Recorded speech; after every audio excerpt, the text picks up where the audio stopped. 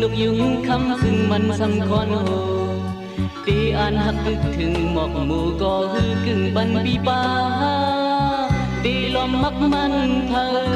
ก็แคบข้างยางยิบสูงผ่ามือมองก็หักเฮิงนา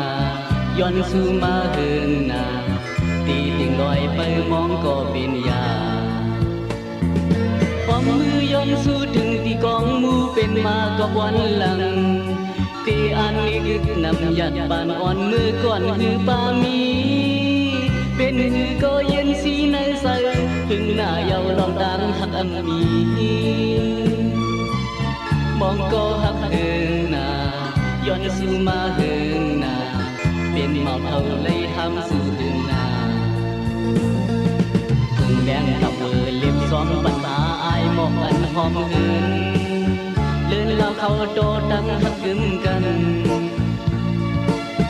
มองก็หักหลัดความหิมซ้ำมองก็หักเข้ามาเอิ่มซ้ำป่านอ่อนที่สายปีนกลื่นแล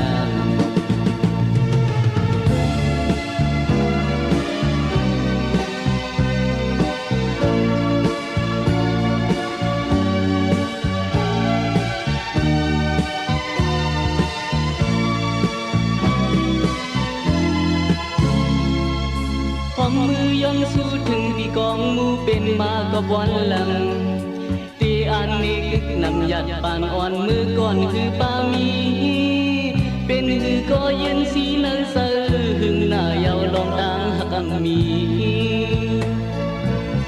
มองก็หักเฮิงนาย้อนสู่มาเฮิงนาเป็นเมาเท่าไรห้ามสู่